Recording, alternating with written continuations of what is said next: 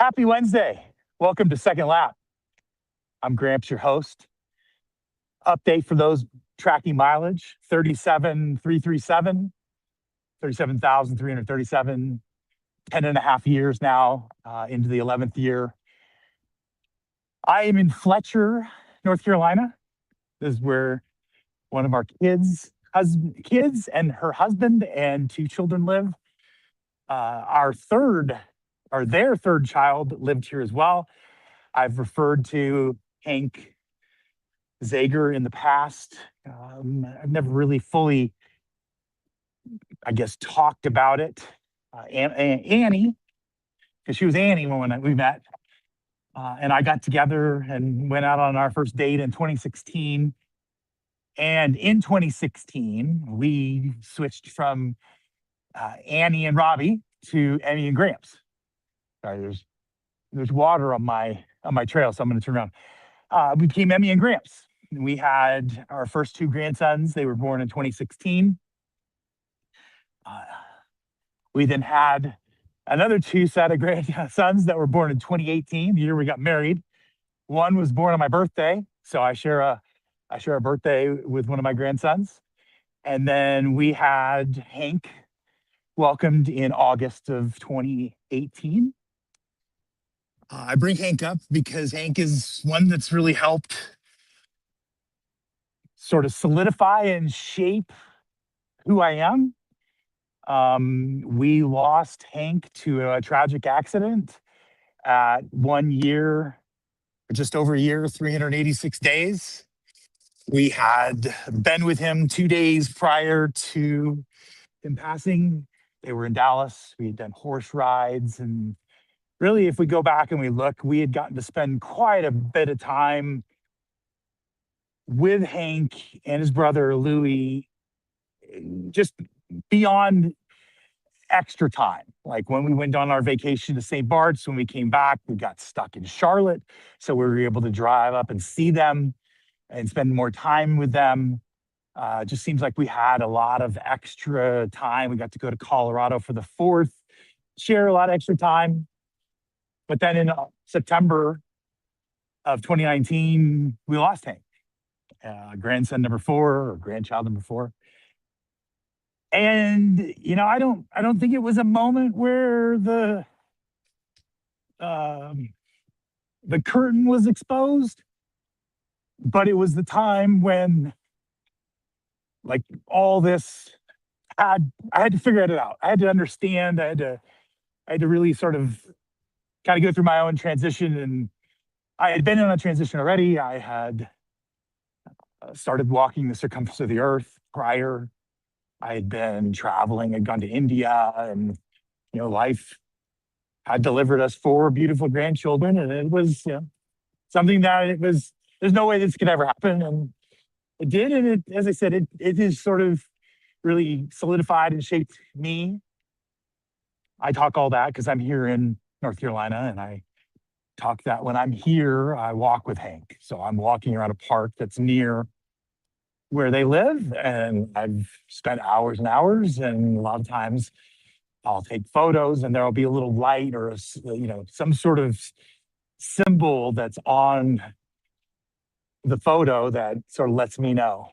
So not everybody believes, but that's sort of Gramps' perspective. We've gone on to have our 11th grandchild due in August, so continued to obviously have grandchildren, and we've tried to take the perspective in our loss and use it to be better humans and to try and look at,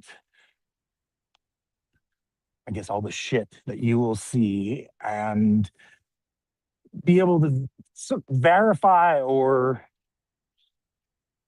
ferret out what the real stuff is and what's important and what you should care about and the things that you should, and I am using the word should, and I know it's a judgment word, but you should be able to sort of let go as, hey, this is something that's less important. So that was the sort of monologue I had set up. I just wanted to sort of honor Hank as well as, share. Sometimes I'll get emotional, and some folks probably don't understand. And so I'm exposing all that. That being said, Ronnie was going to join when I got to this point. There he is. And there is no glow on you. The hand of God has been removed. So welcome. Yes, no, thank you. And as I was hoping my delivery was on time, so I didn't have to to run off in the middle of you talking. So he did show up. Yes, he did. So we're all right. Good. And your microphone worked. Yes, yes. Hallelujah. Like this was a live where everything kind of came together. So I appreciate that. And we wanted to sort of catch up on a couple of different things. I think specifically as we were chatting, you had made, and I'm going to try and either turn around because this guy that's right behind me he's kind of freaking out a little bit. It's like, man, is that guy coming from my wallet? And I'm out of the wind, so I'm actually warm. We were talking about this earlier. There's like a 16-degree change from what the temperature is and what the wind makes you feel like it is. So I'll go this way and it'll get me back into the sun. You were going to talk a little bit about being an entrepreneur and some of the things that sort of been challenging you as of late.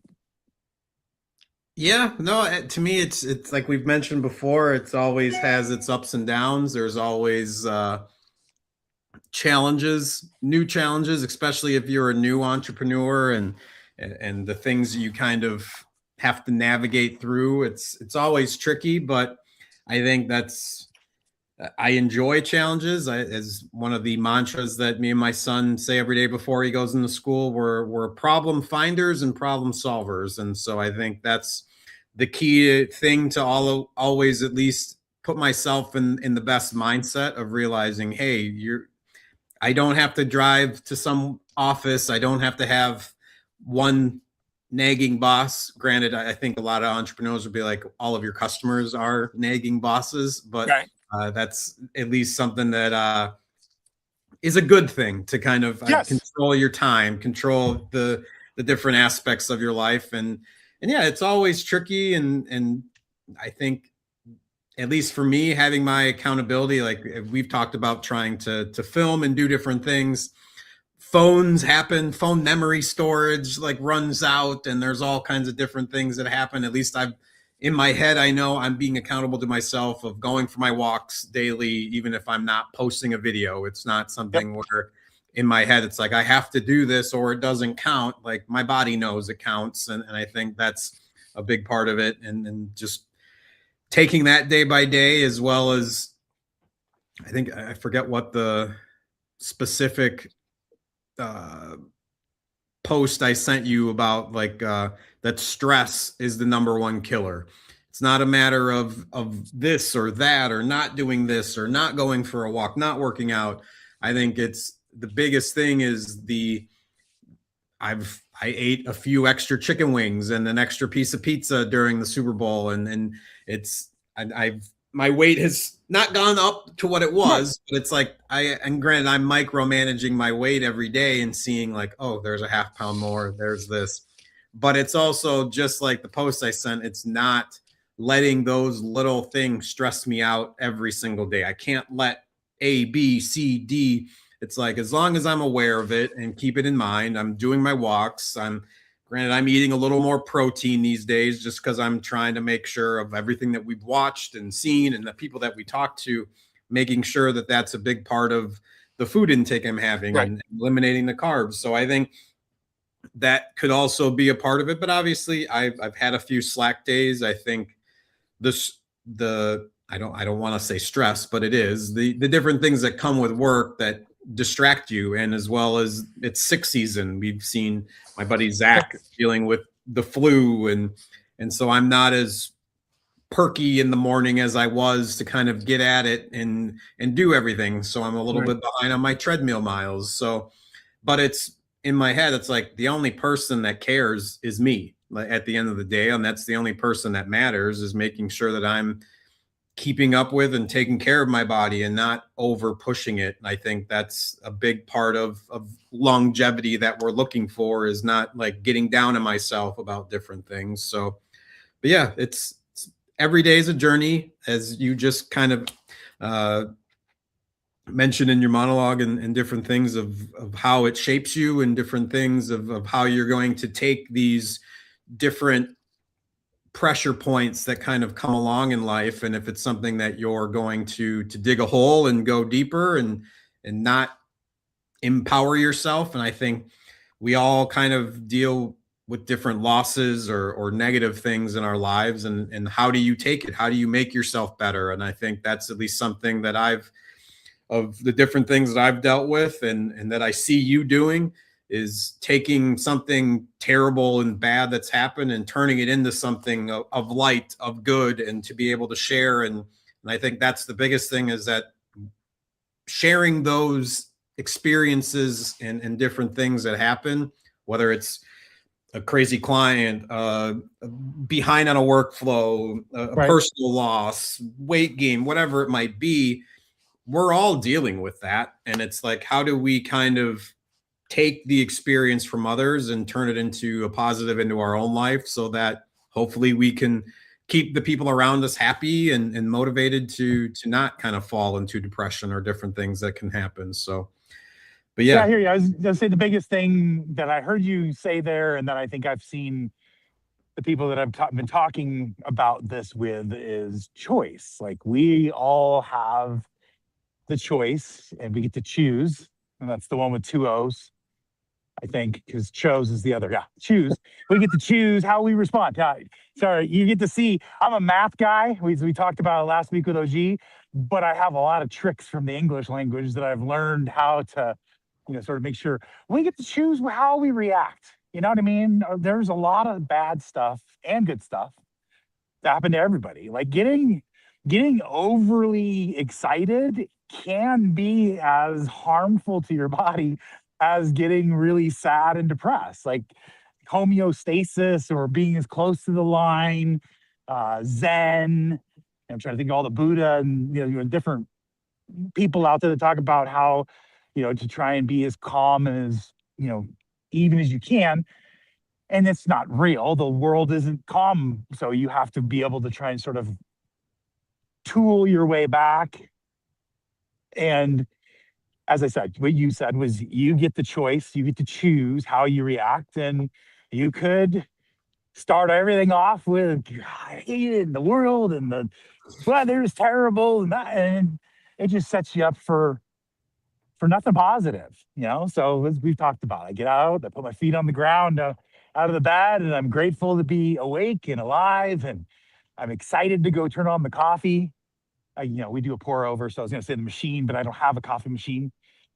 Um, and I want to start my day. yeah, And what I think, if I piece together what you and I both said in the two statements that we made, and I add it to a conversation I was having with a friend in Texas this morning. I have a bunch of good morning texts that I do with people, just to make sure that they are aware that I'm here. And he was talking about a sermon that he went to, and about shepherding and being able to, sort of be the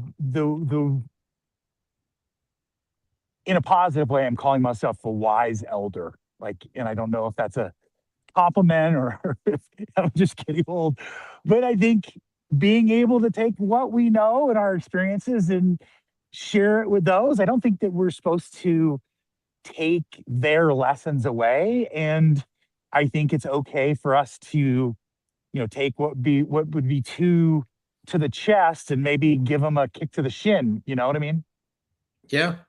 And like you mentioned, there's so much that goes on in the world, and we can only, at least of the conversations and stuff that I've had with people about whether it's different issues or different things, and trying to get me to voice on certain things. It's like, to me, I can't control every bad thing that happens in the world. I can only control what happens in front of me. And Right. again, one of the things I always tell my son is, as crazy or whatever it might be that we're seeing on a screen, like, none of that's real. Like, one, it's video edited. I'm a marketer, so I'm well aware that there's different things. The only Right. thing, and even nowadays, it might not always be true, it's what you're seeing with your eyes in the real world is really the only thing that I have control of, that I think is real. And so I could be all up in arms about so many different issues and different things that come about, which are, again, going to stress you out and make you ridiculously tired and overwhelmed with so many different things that are happening in the world. But what you can control is only your behavior, your interactions with other people, the energy that you put out. And to me, that's what's most important. And everything else is just kind of fodder. And so for me, it's making sure that I'm grounded, like you've talked about, like touch some grass, get outside, hug a human versus like, yes, I understand you're texting and making sure that you're checking in is important to a lot of people. But I think like you kind of ring the bell with, it's what's in front of you, what like it's the physical things that are around us and making sure that those people are taken care of. And that's to me something that's it's hard for a lot of people to kind of get their head around that and realize like, hey, you can try, but you're not going to be able to save everybody. And a lot of times the other thing too, that you and I have talked about privately, it's being the example. It's like, I can't sit here and we can preach and tell people go do the different things. But like you said at the beginning of this, it's their choice as far as what you're going to decide to take what's good and what's bad. And I've mentioned before, I'm super lucky to run the Second Lap page and to be able to find all of these different nutrition ideas, exercise things, or just the people who are out there trying to make themselves better, whether it's they're overweight, they're older, trying to deal with different ailments and different things that kind of come up. And it's the fact of you got to go head on. I saw something, everything is uphill. Like no matter everything good is uphill. It doesn't matter what you think. If you're going to try to take the easy solution, it's not going to be as fulfilling as it should be if you're actually going to do the work and go up that hill and push that troublesome ball and just get it to the top. So that's, I think, what we would hope to kind of let people know that there is an out, but it's obviously going to take some work. Like all these fitness journeys and stuff that we've seen, it wasn't something where they snapped their fingers, ate some cucumbers, and all of a sudden we're better. It's like, no, you got to do the work and be at the gym and do the different things. And I think that's at least the cucumbers for the eyes? Oh, the cucumbers for the eyes. No, I think it's skin hydration. There's lots of different things with the cucumber. To me, it's one of the best ones to have because it's almost flavorless. So if you don't like cucumbers, like what's going on?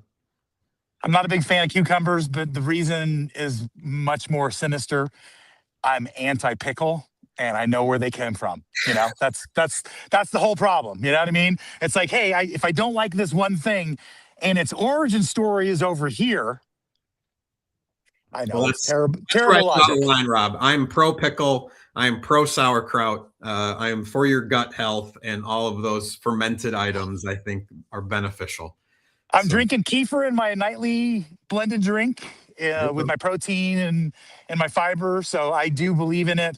I do eat cucumbers in sushi. So I would say I do, I just don't enjoy them on a plate with pepper like my grandfather did. I don't like cottage cheese with pepper on it like my grandfather did, but I do have it in my burritos blended up. Yeah, I was gonna say my grandson's that way.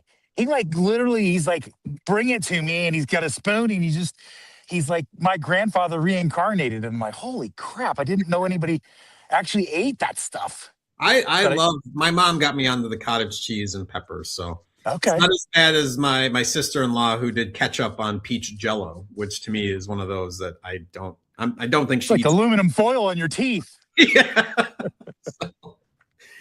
I did have a question for you, since it's something that it kind of relates to what you were talking about earlier, or at least I think it might. That, or I know I'm not the only one with this question, because whether when we're texting and you like something, or especially with the lead with love, the Purple Heart, how does that what is the origin story of that? To me, I wasn't sure if that was something involved with Hank, if it was a favorite color of his, but I've definitely been very curious to know. And I've seen you do it too, where you've accidentally hit the red one, you've taken it off and you've replaced it with the purple. So what is the origin story on that? It is 100,000% intentional. We as a society, if you spend any time on social media, We have two teams. We have a red team, we have a blue team. Mhm. And the world isn't red and blue. The world is purple. The red is red and blue people. I'm married to a blue person. I could be considered a red person. You look at all that, and I really think we're all human. And so I blend the colors together to just say unity. That I'm here to support everybody, regardless of your political orientation. Regardless of who you voted for. At Christmas. If I'm on the ark and I'm reaching out to bring you onto the boat, I'm not going to ask any of those things. I'm just going to be interested in making sure another human is there and safe. So I've talked, and my taglines have been human connection, lead with love, hug a human, and it's just all about around. Hey, I don't know if unity is the right word, but the unification that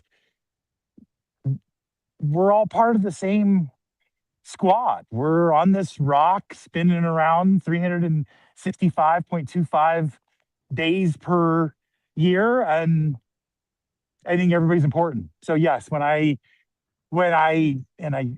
because it's so quick. If I go to try and highlight something and I'm not paying attention, it will turn red. And then I'm always curious if anybody's seen that and then had the blessing to see that I've changed it back to purple. So I'm guessing you have. Yes, I've noticed. That's why to me it makes total sense as far as one, your personality and kind of everything that we've talked about, and that is better than I was expecting. So I think you Okay. might have even told me that too at one point, and I just forgot. But to me, I felt it was relevant to at least have that kind of a question posed. Yeah, no, I'm appreciative of you asking. I try to talk to people about it. I try to be proactive, and at the same time, I do like when people ask that question because it gives me the opportunity. And I don't want to say jump up on the box, but it does give me opportunity to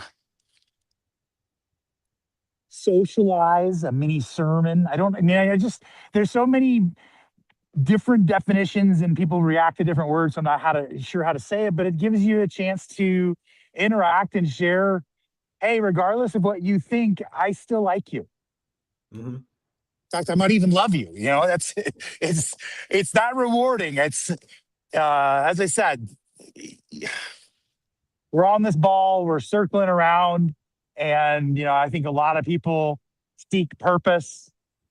They seek that through employment or other reasons in other ways, and I think my purpose is to make sure that people know that leading with love is much better than the alternative, which is fear.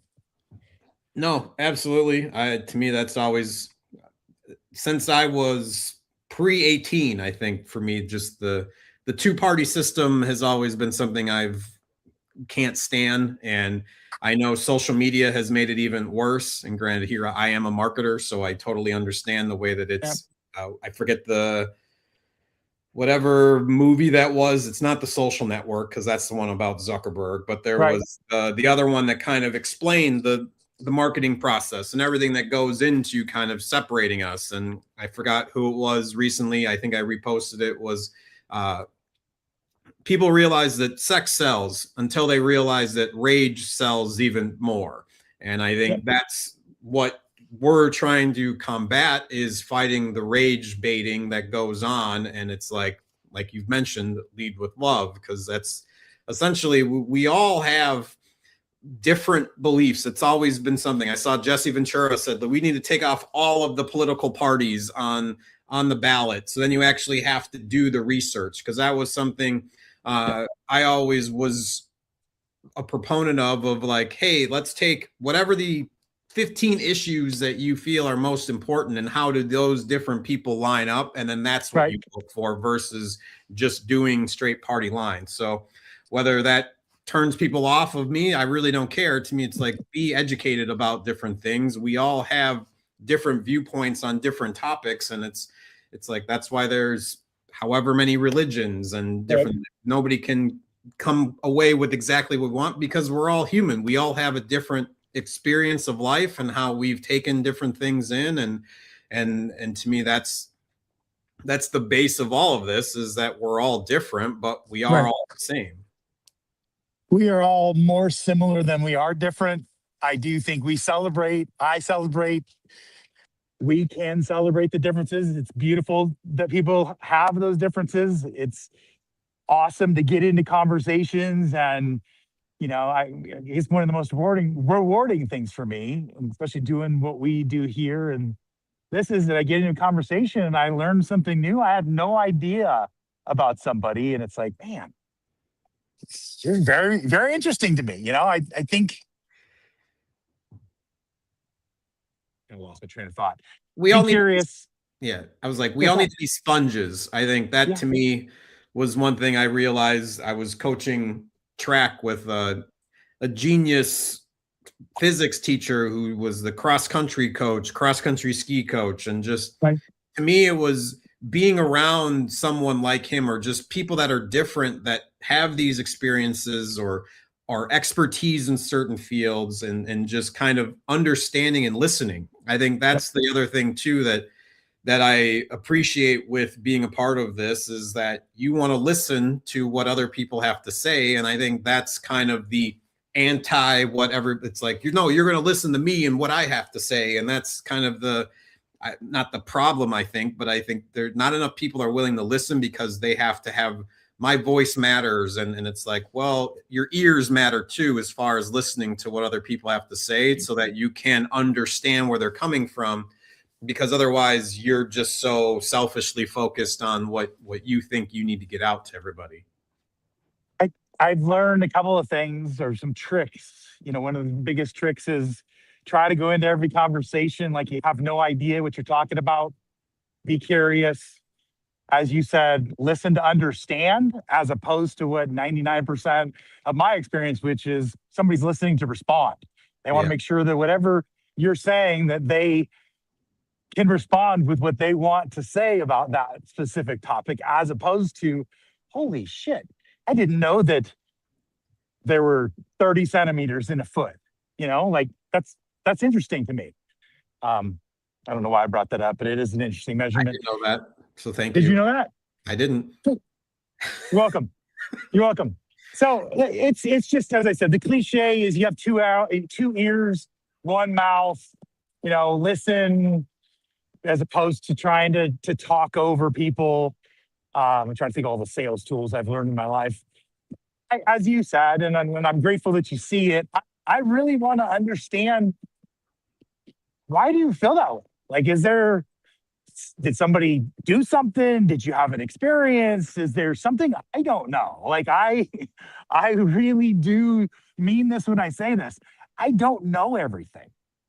And I haven't met a single human out of the 8 billion that does know everything. You know what I mean? There's no, maybe AI will change this, because we'll have to like refer to an AI bot as them, there, or she, her, or them. We know what I mean? Some point, and they will know everything. But at this point in time, every carbon-based adult that I've met doesn't know everything. And so it's just interesting to me to hear just their perspectives here. Why I have a son-in-law that doesn't like mayonnaise. Like, that's you're not a mayonnaise person either? No, I can do Man. without. I guess I watched way too many Miracle Whip commercials as a kid, and hey, the only way that you make the sandwich meat happy is to have the mayo. But yeah, there are people out there, including Ronnie, anybody that's paying attention, I that instantly don't need it. I think of the Undercover Brother movie. I don't know if you've seen it, of just black people don't like mayonnaise, and as soon as he starts dating a white woman, he starts liking mayonnaise. That's where my head immediately went, was with That's that. so funny. Yeah, it's a good movie. I want to understand why it is they don't like mayonnaise. As an example, my son-in-law, I don't think he had a good experience as a child, and it never changed, to the point where like he almost would violently throw the packet away from him if we accidentally left it on, the tray as we handed him his sandwich, like violently get rid of it. So way down the rabbit hole on the mayonnaise, I'll back up. I just want to know why people feel and think and experience it. And it's not just, hey, are they feeling this way because they're right? Because that's what I experience from a lot of people, is they they just want to be right. Like they want to tell you, hey, this is the right way to do it, or this is the correct answer, or you're not as smart as I am, or whatever it is that drives them to need to do that. And I don't, I don't need to be right. I just want to have a conversation and learn and be a better person for it. No, I think part of that too, as you're saying that, I'm thinking, well, I could go on about the reasons I don't drink milk, and like I was force fed cereal milk on Nutri-Grain, which wasn't exactly that tasty Yeah. when you Yep. had the brand cereal. But I think part of it too is not only just being right. I think a lot of times people have like a visceral reaction to something. Like you said, an experience. That's what kind of brought me to this. Like yesterday of dealing with business insurance almost gave me like PTSD.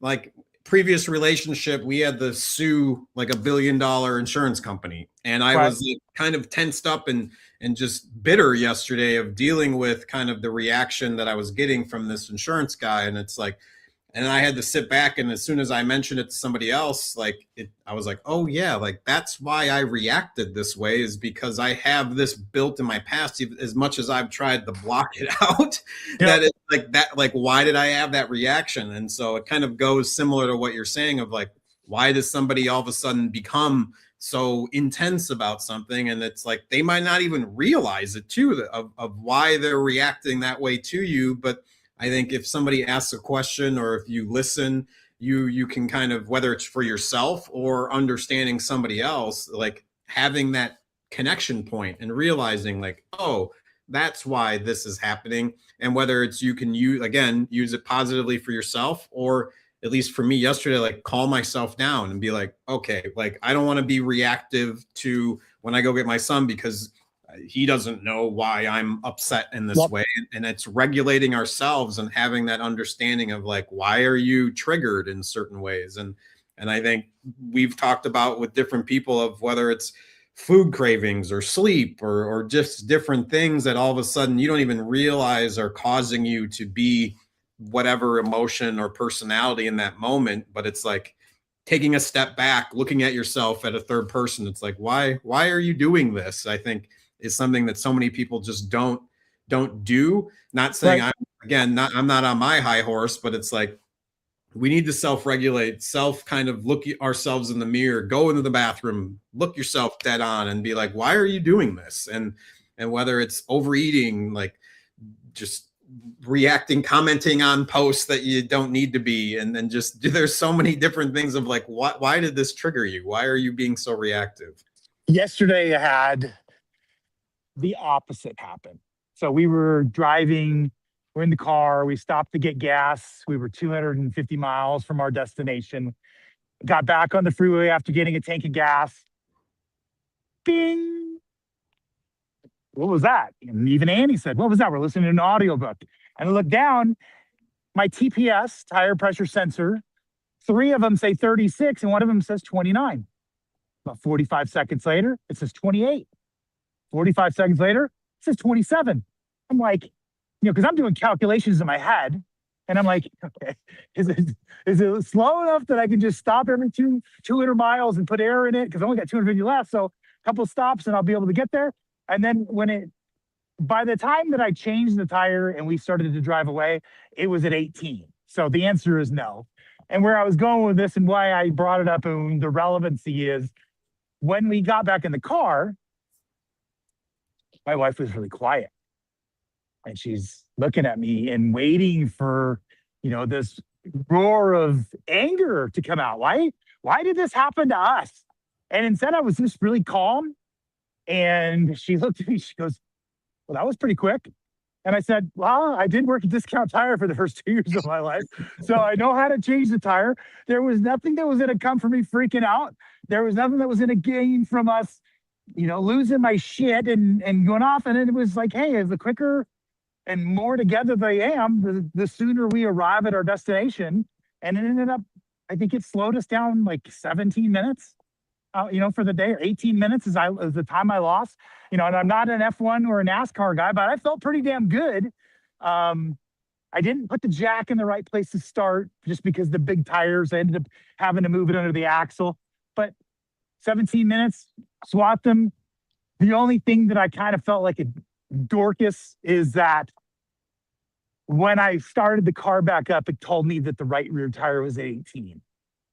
And I'm like, man, those TPS things are so fast. I can't believe it. And the tire's been on there for the years. So I went in and I got $2 in quarters in cash and I put it in and I put the plug on and there was 36 pounds in it. And I'm like, I just wasted $1.50 on things. And that was the most that I reacted. Like that's what she got to see me as I got in the car and I'm like, well, I just wasted $1.50. Back to, I had a choice. I watched her.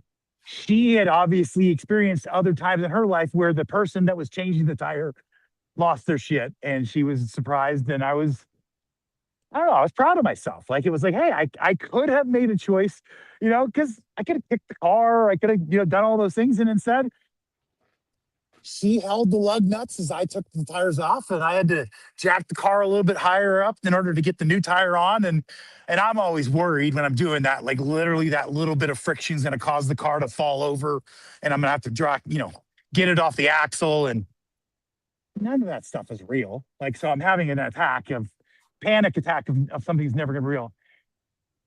Lastly, I'm going to go back to what you said earlier. Stress is the most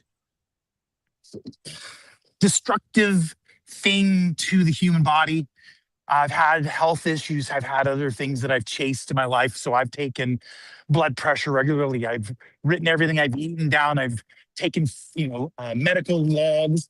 And then I've also logged stress. Like when something happened, putting it down. And the thing that affected how I felt and the way my body behaved the most out of anything that could happen to it was stress.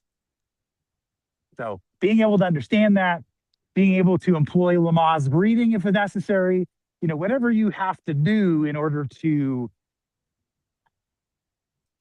I don't know if it's like gripping the edge of the seat sort of the analogy, but being able to just realize what's happening, realize why it's happening and how it's happening. And that if doesn't always work. It doesn't, you can't just make everything go away, but most of the time, if you breathe through that and you sort of acknowledge the issue that you're stressed out about and then, sort of move on from it. It's kind of like when you see in those movies where they write their problems down on a piece of paper and they light them on fire and it goes away. Same kind of thing. No, I think there's healthy ways to deal with stress. I think at least for me, typically a guttural yell sometimes work when I'm outside as much as that's sometimes not. And as soon as I get that out, that's helpful. Or I think I mentioned once before when I was working a server and you get a really bad table, we'd have these little like wine glasses at Macaroni Grill and there was a brick wall next to our dumpster. I just seeing something smash and eviscerate in front of you was like a calming experience. Otherwise we'd stab some lemons and watch those kind of go off. Right. I think as long as you're doing it in a healthy manner that's not really affecting somebody else or negatively impacting you, then finding that outlet to make you feel better, breathe through it, calm, go for a run, hit a punching bag. I think there's different ways to kind of let that stuff out. But, and my last thing I'll mention is no different than your tire issue. When I think the reason I knew I was going to be with my wife is at my very old house, we had to like call in like every visitor parking. And one time I didn't do it, or it was the very first time I didn't realize that I was supposed to be doing it. And she always worked very early. And it was like she had to be at work at 5:30. She came back in and was like, her car wasn't there. So the car had gotten towed and she had to get to work. I was like, all right, let me drive you to work and we'll get the car afterwards. But the fact that she was able to stay calm, like didn't freak out on me. It wasn't, and I'm not trying to offend women in general, but it wasn't what I had experienced in the past from my other relationships of a freak out. And then all of a sudden it was, I was getting yelled at or anything, but her calmness and just one of those of like, this is what it is. This is what we have to do. Let's move forward and figure it out. That in itself is something that it attracts people to kind of that energy. And so being able to kind of have that, and that to me was maybe the very last check mark. All right, I'm going to be with this woman for a long, long time, just because if you're not going to just completely lose it over this in the early morning, that all right, this might be who I want for the mom of my kids, and to have that calmness around in the future. So I That's definitely great. that's something that is a good thing, and that's cool to hear that you at least were able to stay calm and in that situation. Because yeah, I think many people would be. I would probably give a little steering wheel shake and be like, all right, let's go. Especially if that 18 showed up again and you were like, wow, what the heck? So it's staying calm Well, under pressure is we key. were driving across the country, so there's 6 suitcases and bags and all the trinkets and toys of my grandchildren are in this parking lot of a gas station that we're changing it, and it was it could have been extremely stressful, and it was like, hey, I've read all the books, I've listened to it. What you said earlier was very important. Don't just talk the talk, walk the talk. Like, do what is necessary to be successful and to minimize the dumb shit in your life. And I was just grateful. Like I said, it was the most exciting part about it for me was her behavior, like her being, hey, it's okay. Like, we're okay. You did good. You got all that stuff. And anyways, we got here. We were still early. All the phone calls I had to make, I was still in time for, and life continued. Yes, indeed. On that note, I hope you have a fantastic rest of your Wednesday. Thank you, you as well. And it looks beautiful there. It's nice here. It doesn't look as nice as there. So at least it feels like winter is slowly ending here in the Midwest. So that's at least a positive thing. It was overcast, as I said, when I got here, and I looked up and I said hello to the sun, and now the sun is all by itself. There's not a cloud around. I'm unzipped and unopened because it's not 39 degrees anymore in my body, and it's as you said, it's beautiful, and I'm grateful for the conversation. So enjoy the rest of your day. You too. All right, take care.